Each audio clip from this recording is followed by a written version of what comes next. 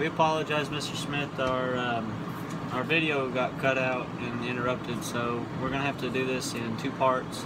So here's the second part of our research video.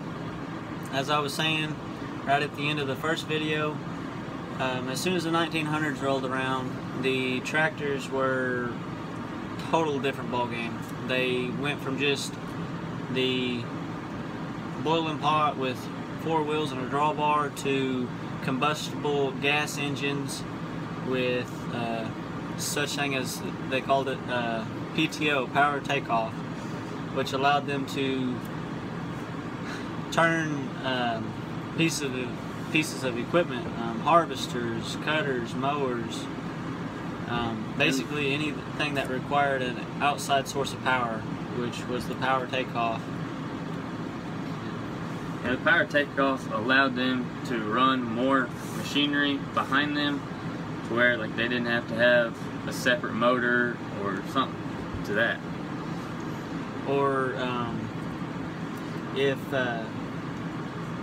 back in the 1800s, where they would have had to have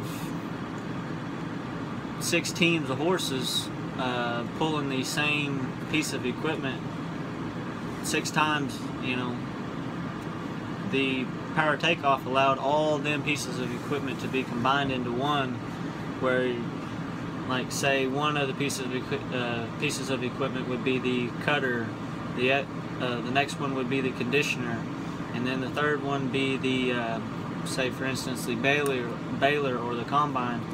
The power takeoff allowed it all to be combined into 1 or 2 machines at most. Allowed it to be, say, just the mower by itself, which was attached to the tractor and powered by the power takeoff, not by the turning of wheels and gears like you would on a horse-drawn implement. But the baler would be the conditioner, the picker. It would be all into one and be tied into one, not breaked up into piles and tied together by man hands. So, and by the invention of the tractor and different pieces of equipment by the power takeoff, it allowed the farmers to be able to make more money, because they didn't have to employ multiple people that have to like pick corn or harvest wheat. It allowed them to be able to make a lot more money off of it, because they didn't have to spend it on workers. Yeah, a normal man-powered day consisted probably the harvesting of 2 to 3 acres a day, and that's sun up to sundown.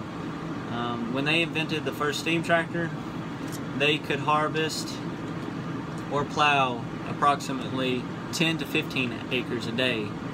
Now, you combine that into a growing season compared to 1 to 3 acres a day of hard manual labor, paying your man hours, feeding your livestock, your draft animals, and replacing all the equipment that you would break, because you'd have so many pieces of equipment just trying to do the job of what it would take 1 tractor and 1 plow to do in 1 day. Yeah, and it allowed them to plant, say, before tractors, they'd have, say, 20 acres.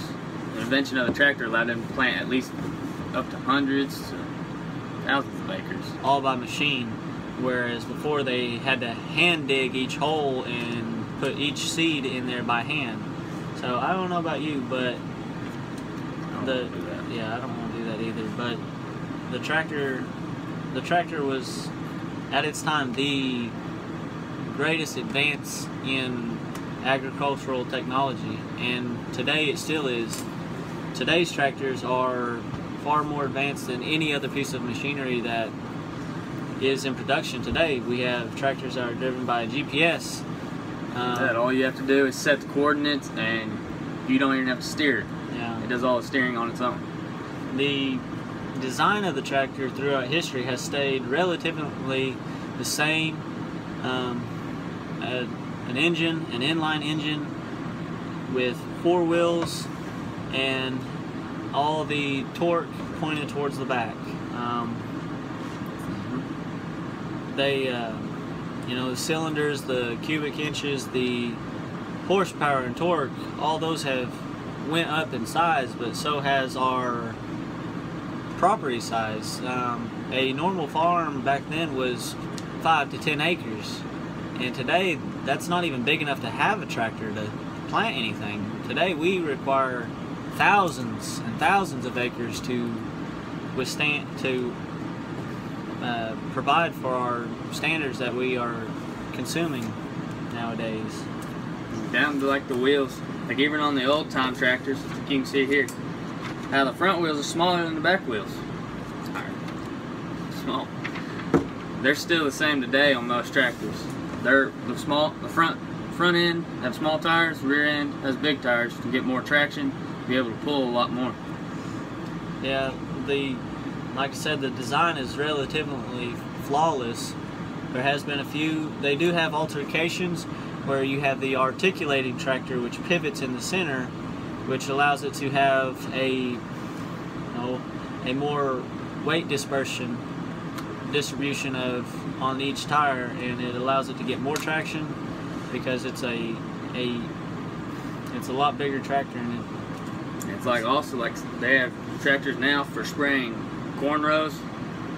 Tires are what, 10 foot tall, 12 foot tall? 10, 12 foot tall. They're built above all the corn, so they can just go in between the rows and spray and not knock the thing down. Which is termed row cropping. And back then, farmers didn't have much. They were lucky to have one tractor, and one tractor was generally the tractor that you used every day, day and night. Where now, farmers have a tractor for every day of the week and a tractor for each different purpose. For like sod farmers, they have tractors meant purposely just for piling and leveling sod, or mowing and harvesting just the sod, and each one of those has different attachments for each purpose. So over the course of time, the tractor has developed tremendously, and it has been honestly the stepping stone for our world's food production and relatively easy life. The machines do everything. So if it wasn't for the invention of tractors, we'd still be out there on our hands and knees doing dirt work, which no one wants to do. So in my opinion, the tractor was one of the greatest inventions and has saved and earned its place in the development of the country. So and with that concludes our video, and thank you for listening. I'm Andrew Cole. I'm Trenton Vaughn. Thank you.